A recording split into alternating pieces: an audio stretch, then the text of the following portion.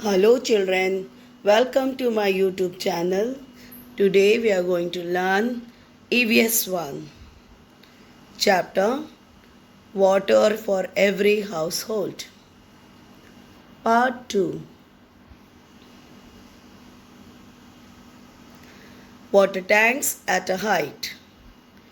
We know that water flows downwards, but if we want to lift water upwards, we have to use some force. To do that, we need to use a machine. Machines used for lifting water are called pumps. Pumps run on diesel or electricity.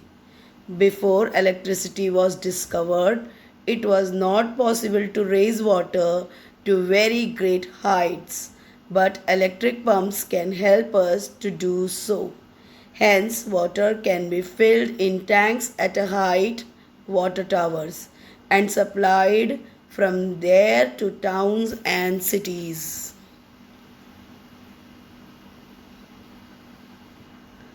Such tanks are used to store the water that leaves the water purification plant. According to need, water is released from these tanks through big pipes. This pipe branches out into many smaller pipes, which leads the water to different areas around the large water tank. In a particular area, the pipe branches out into smaller and smaller pipes, which take water to every house. In some places, there are 2 or 3 common taps for the whole area. People living in that area come there to fill water for their families.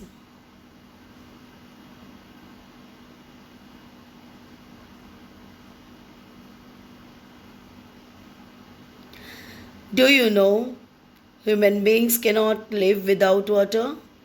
Hence, it is necessary to have a source of water as close as possible to where we live. That is why, in olden days, cities grew on the banks of big rivers. There are many such cities in our country.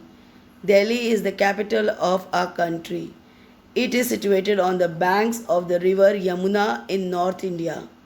Patna on the banks of the Ganga in Bihar, and Nasik in Maharashtra on the banks of the Godavari are other examples of such ancient cities. Even today, in some places, water is drawn from wells or bore wells for use at home, but it needs to be ensured that the water is potable.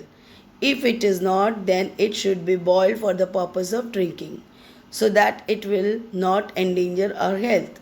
In some places, water is supplied by transporting it by means of tankers. Try this. Take an empty bucket, lift it to get an idea of its weight. Now half fill it with water and see how much heavier it becomes. It must be quite a hard coat to carry a bucket full of water from one place to another. Do you agree? Remember how much water you need in your house. Now you can understand how much work is done to fill that much water. Many people are engaged in the work of water purification, storage, and distribution. Electricity or diesels are used to run the machines for these purposes. A lot of money is spent for this work. Hence, potable water proves to be an expensive substance. We must take care of water just as we take care of our other valuables. We must not allow stored water tap to be wasted or become contaminated. Guess this. What can we do to use water without wastage? Number 1. If the water you have taken in a mug to wash your face is left over, will you throw it away or keep it to use later? Number 2. While you brush your teeth, do you keep the tap running or do you turn it off?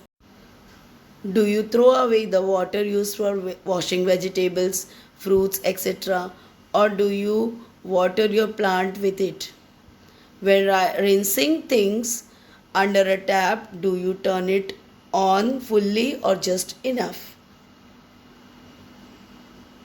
What we have learned: we need water continually, so we store water at home. A lid and tap on a water container help to keep the water clean and make it easier to use. If drinking water is not potable, it can cause diseases. Therefore, special care must be taken of drinking water. Cities and towns have water purification centers and distribution systems. If we use water for other sources, we must ensure that it is potable. Obtaining potable water involves labor as well as expense. Water should be stored properly and used carefully. Always remember, water is valuable. Take good care of it. I hope you have understood this lesson well. Thanks for watching.